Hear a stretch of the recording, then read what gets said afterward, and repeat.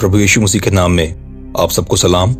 आज की वीडियो में हम हिंदू गॉड्स के बारे में बात करेंगे कि क्या ये खुदा के ही फरिश्ते हैं जो इंसान की भलाई के लिए नियुक्त किए गए हैं, या ये एक अलग यूनिवर्स या एक अलग रेलम के खुद भगवान है, या फिर ये हैं द फॉलन एंजल्स।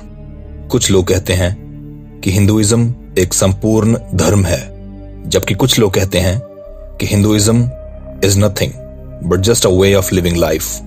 हिंदुइज्म एक पॉलीथिस्टिक धर्म है जिसमें 33 करोड़ देवी देवताओं को माना जाता है, जिनको अगर आप बाइबल के नजरिए से देखेंगे तो आप जानेंगे कि ये और कुछ नहीं बल्कि डीमंस, फॉलन एंजल्स और शैतानी क्रिएचर्स ही हैं।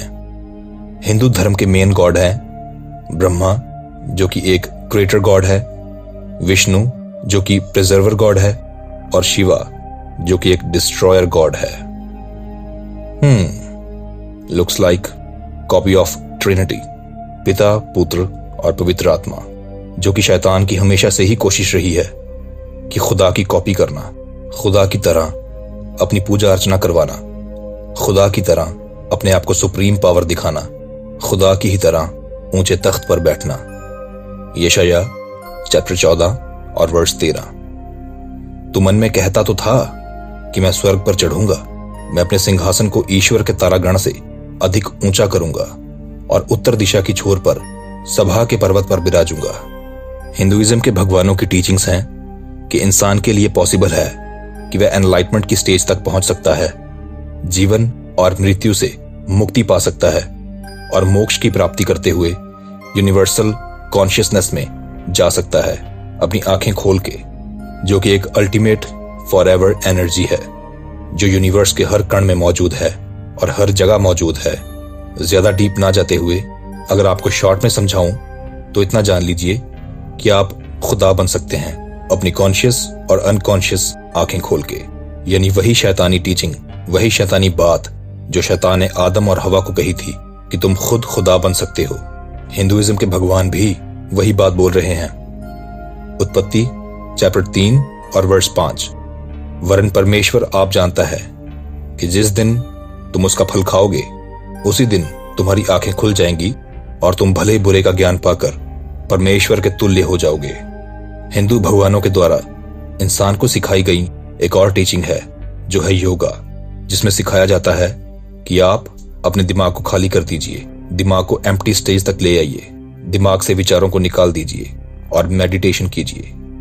हाँ, मैं जानता हूं कि मेडिटेशन के बारे में बाइबल में भी लिखा गया है, बट बाइबल में मेडिटेशन का मतलब टोटली डिफरेंट है। बाइबल में मेडिटेशन का मतलब दिमाग को विचारों से खाली करना नहीं, बल्कि विचारों पर ध्यान करना है। साम चैप्टर 145 और verse 5। I will meditate on the glorious splendour of your majesty and on your wondrous works. जब आप अपने माइंड को जीरो थॉट्स स्टेज पर लेकर जाते हैं तो डिमोनिक रेल्म के लिए आप एक एंट्री गेट खोल देते हैं। इसलिए बाइबल में अपने माइंड को खाली करने से मना कर रखा है। आप सब जानते हैं कि पौलुस ने लिखा था कि हे मेरे भाइयों, अपने दिमाग को किसी रीति से खाली मत करना। आपने ये कहावत जरूर सुनी होगी कि खाली दिमाग शैतान का घर होता है, लेकिन बाइबल के हिसाब से ये मात्र एक कहावत नहीं बल्कि सच्चाई है। Proverbs chapter 10 and verse 23। An empty head thinks mischief is fun, but a mindful person relishes wisdom. पुराने समयों में डेमिगॉड्स ध्यान चिंतन करते हुए अपने माइंड को खाली करते थे ताकि उनके एंसेस्टर गॉड्स स्पिरिचुअल रेम से एंटर करते हुए उनके साथ जुड़ सके, और फिर वह बहुत शक्तिशाली हो जाया करते थे मेंटली, फिजिकली और स्पिरिचुअली। सो ये भी हिंदू भगवानों की खुदा की टीचिंग से एक विपरीत टीचिंग है। इस पे मैंने एक कंप्लीट डेडिकेटेड वीडियो बनाई हुई है, ये वाली। आप इस वीडियो के बाद इसे भी देख सकते हैं। एस्ट्रोलॉजी करना, टोने टोटके करना, मृत लोगों से संपर्क साधना, फ्यूचर बताना, टैरो कार्ड रीडिंग करना, काली जो कि एक देवी है उसकी साधना करने वालों से अपने काम करवाना ब्लैक मैजिक के थ्रू, ये सब चीजें हिंदुइज्म में भर भर के पाई जाती हैं, जबकि खुदा का वचन इसके बारे में देखिए क्या कहता है विवस्था विवरण चैप्टर 18 और वर्स 10 से 12 तक। तुम में कोई ऐसा ना हो जो अपने बेटे व अपनी बेटी को आग में होम करके चढ़ाने वाला व भावी कहने वाला व शुभ अशुभ मुहूर्तों को मानने वाला व टोना व तांत्रिक व बाजीगर व ओझों से पूछने वाला व भूत साधने वाला व भूतों का जगाने वाला हो, क्योंकि जितने ऐसे ऐसे काम करते हैं वे सब यहोवा के सम्मुख घृणित हैं, और इन्हीं घृणित कामों के कारण तेरा परमेश्वर यहोवा उनको तेरे सामने से निकालने पर है। अब आप मुझे बताइए कि ये क्या है।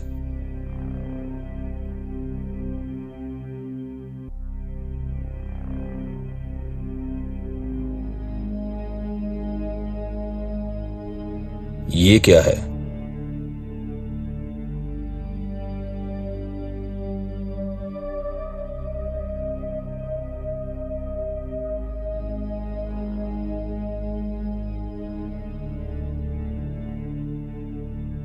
और ये क्या है?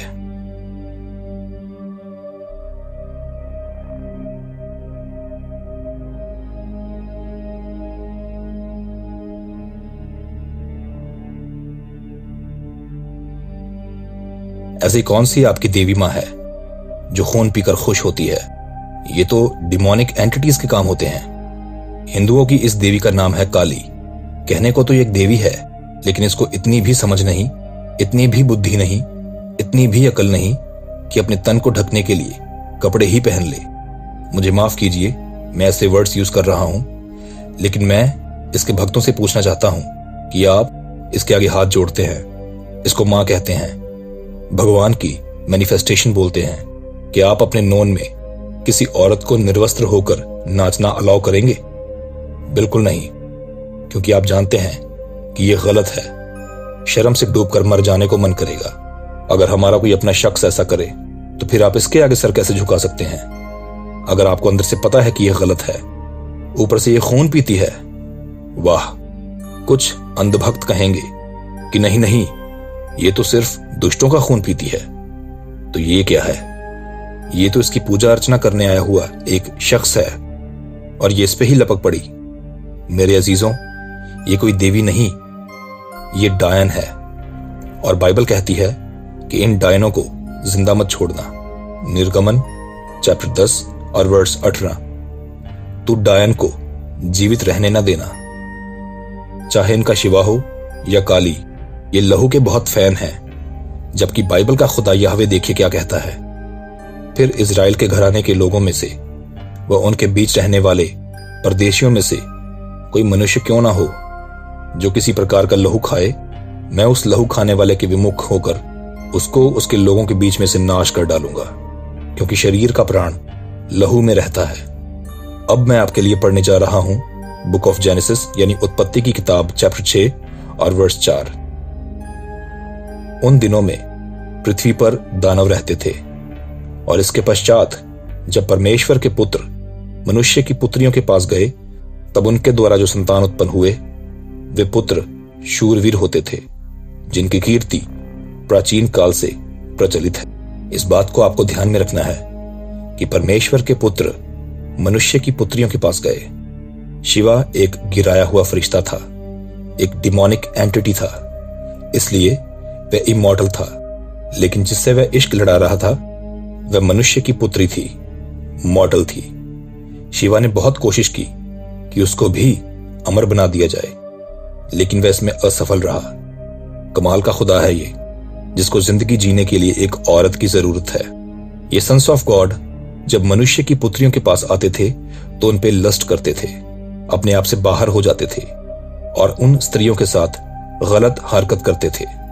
और हिंदू गॉड्स भी सेम टू सेम ऐसा ही करते हैं, औरतों को देखकर पागल हो जाते हैं। शिवा को हिंदू धर्म का एक सुप्रीम गॉड माना जाता है, लेकिन भगवत पुराणा कांटो 8 और चैप्टर 12 अगर आप रीड करें तो वहां लिखा है कि विष्णु ने जब देवताओं को अमृत पिलाने के लिए मोहिनी रूप लिया तो वह दिखने में बेहद ही खूबसूरत लग रहा था।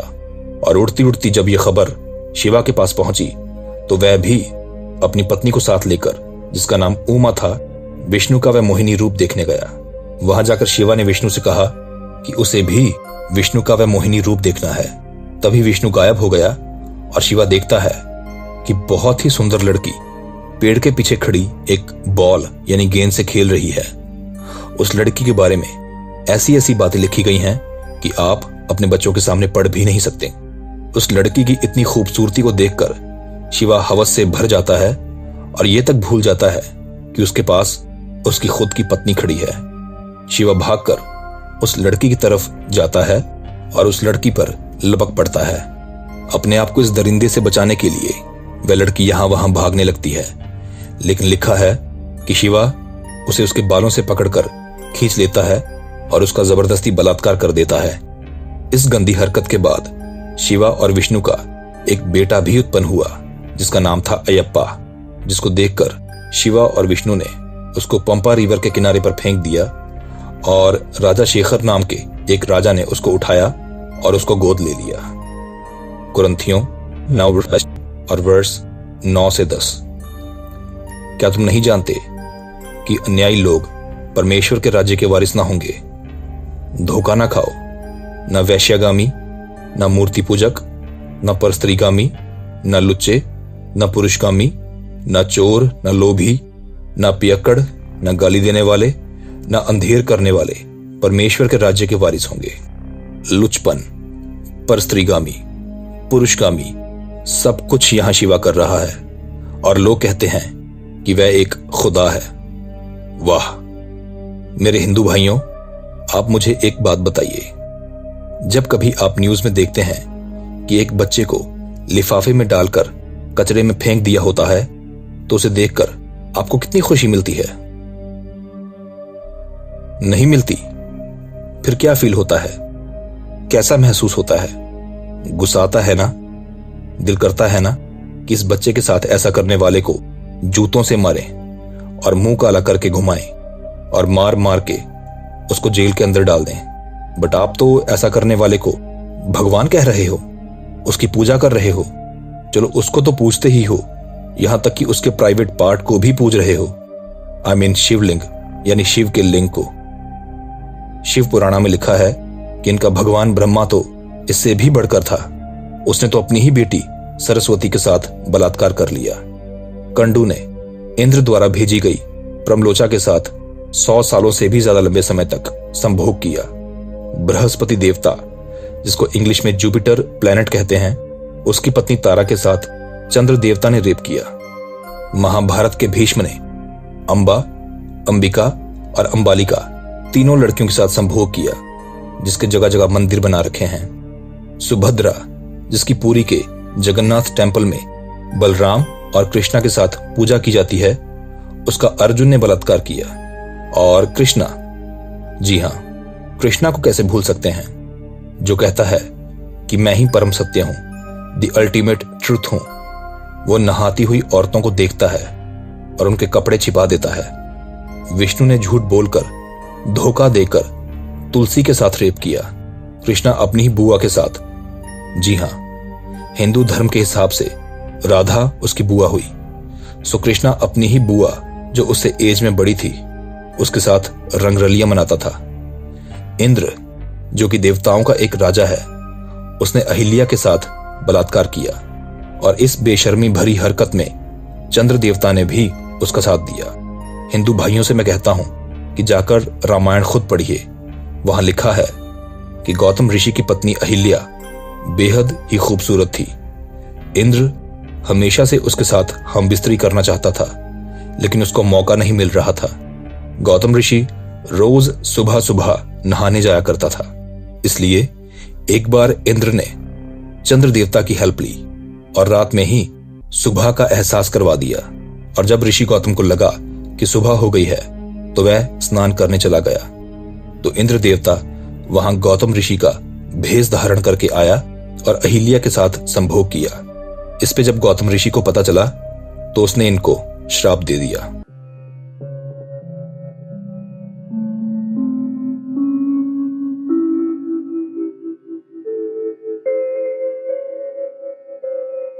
स्वामी,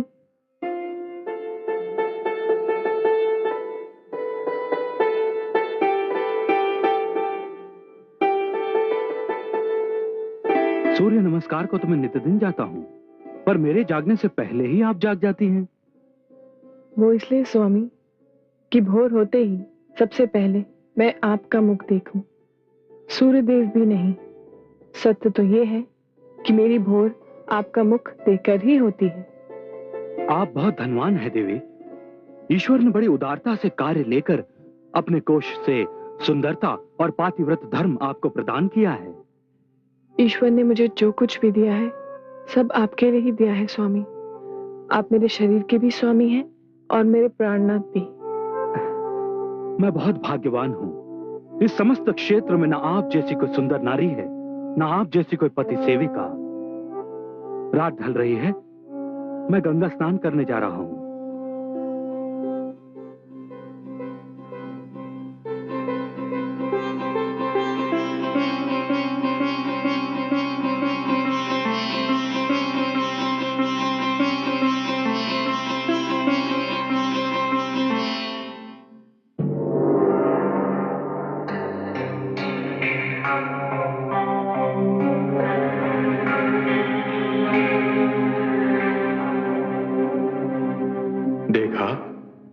देखा आपने चंद्रदेव, कितनी सुंदर नारी है अहल्या,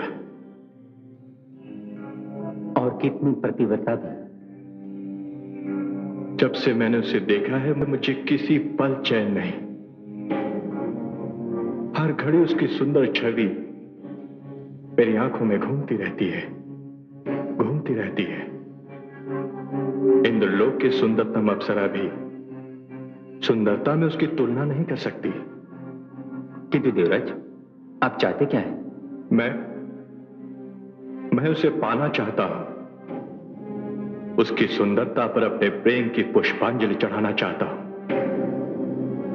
उसके यौवन का रसपान करना चाहता हूं। तो फिर जाइए उसके पास और कह दीजिए अपने मन की इच्छा। आप भी जान लेंगे कि वो क्या है। नहीं चंद्रदेव, नहीं। मैं जानता हूं वो क्या है। यदि मैं उसके पास पहुंच गया तो मुझे ज्ञात है वो क्या करेगी। तो आप क्या करेंगे? भूल जाइए उसे। उसे भूल पाना मेरे वश की बात नहीं है। तो क्या उसे पा लेना आपके वश में है? हां, यदि तुम मेरी सहायता करो तो। मैं क्या कर सकता हूं? तुमने देखा है कि ऋषि गौतम तुम्हारे क्षितिज से हटते ही सूर्यदेव के दर्शन को अपने आश्रम से निकलता है। देवराज, वो सब तो मैं देख चुका हूं। आपका उद्देश्य क्या है? तुम्हें कल अपने क्षितिज से हटने के निर्धारित समय से पहले कुछ समय के लिए लुप्त होना होगा। ये आप क्या कह रहे हैं? आप करना क्या चाहते हैं? जो मैं कह रहा हूं वो करो, शेष मुझ पर छोड़ दो। मैं क्या करता हूं तुम स्वयं देख लोगे। मैं केवल यह चाहता हूं कि ऋषि गौतम तुम्हें आकाश में न पाकर यह समझे कि भोर होने वाली है। और फिर हे देवराज, एक बार आप फिर सोच लीजिए। जो आप करना चाहते हैं वो उचित भी है अथवा नहीं। चंद्रदेव, अहल्या की सुंदरता ने मुझे उचित अनुचित से बहुत दूर कर दिया है। तुम वो करो जो मैं कह रहा हूं। परंतु देवराज, यह हमारा आदेश है। जो आज्ञा।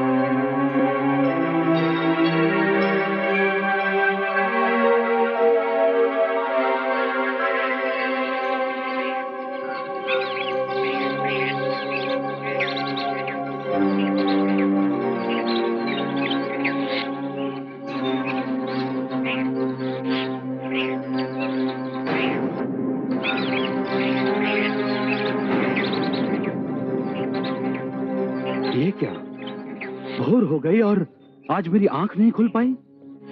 स्वामी, आज रात इतनी शीघ्र कैसे ढल गई? मैं अभी आती हूँ।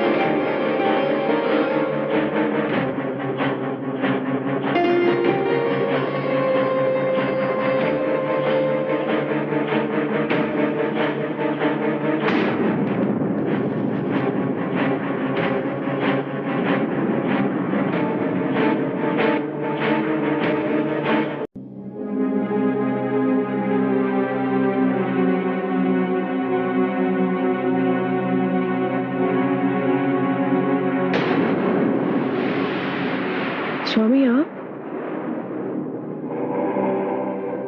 आप आज इतना शीघ्र लौट आए? क्या आप सूर्य नमस्कार के बिना ही लौट आए? हाँ। क्यों? स्वामी, बताइए ना, आप इतना शीघ्र क्यों लौट आए?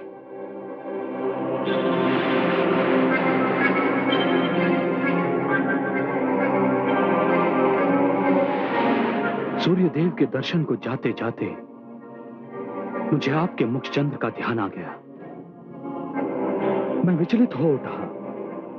मेरे मन ने कहा कि यदि मैंने लौटकर आपके मुखचंद्र के दर्शन नहीं किए तो कदाचित सूर्यदेव भी मेरी पूजा स्वीकार नहीं करेंगे।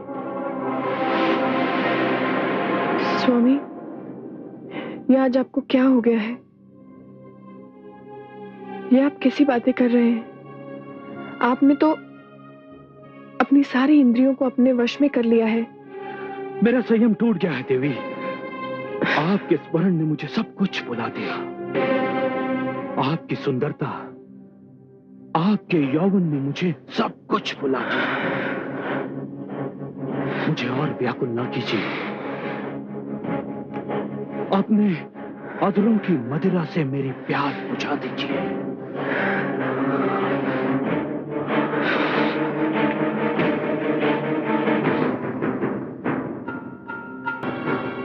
मुझ में देवराज के आदेश की अवहेलना करने का साहस नहीं था, किंतु मेरा मन मुझे धिक्कार रहा है।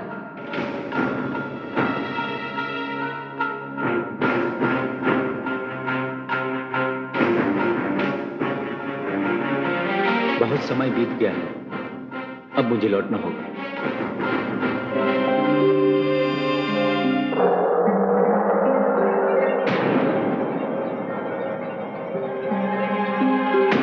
शरण्ये त्र्यंबके गौरी नारायणी नमोस्तुते।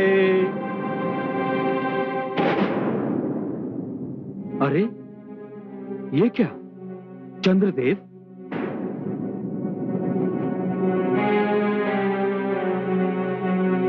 माता गंगा तो अभी तक सो रही है।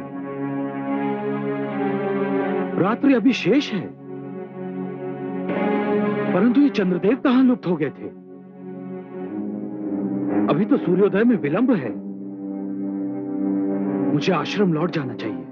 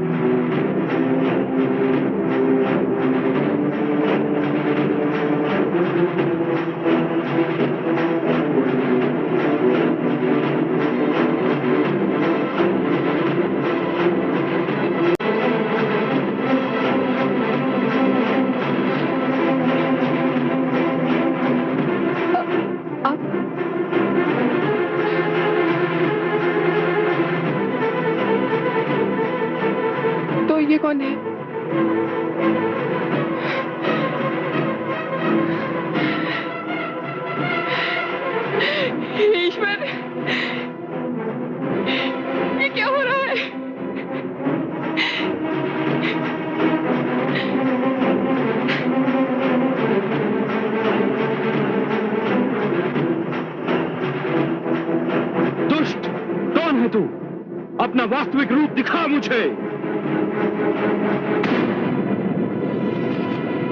तो ये तू है इंद्र?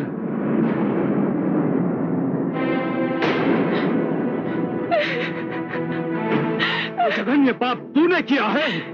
जाओ, मैं तुझे शाप देता हूं कि जिस वास्ता ने तुझे ये पाप करने पर विवश किया था, तू आज के उपरांत उसके योग्य ही नहीं रहेगा।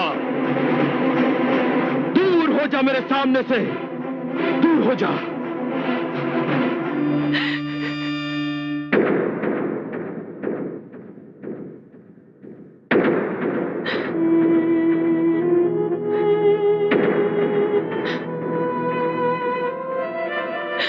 नहीं नहीं स्वामी, इतनी कठोर दृष्टि से मुझे मत देखिए। मैं निर्दोष हूं। नहीं, तूने इंद्र के जघन्य पाप में उसका सहयोग दिया है। वो आपका वेश धारण कर आया था, मैं समझी आप ही हैं। किंतु वो मैं नहीं था। अब तो ये तू जान चुकी है। मैंने जीवन भर आपकी सेवा की है। इस एक क्षण ने तेरे सारे जीवन की सेवा पर पानी फेर दिया। मुझे क्षमा कर दीजिए स्वामी, मुझे क्षमा कर दीजिए, मुझे क्षमा कर दीजिए स्वामी। क्षमा कदापि नहीं। तेरा शरीर अपवित्र हो चुका है, तेरी आत्मा अपवित्र हो चुकी है। जा, मैं तुझे शाप देता हूं, इसी क्षण तू पत्थर बन जा।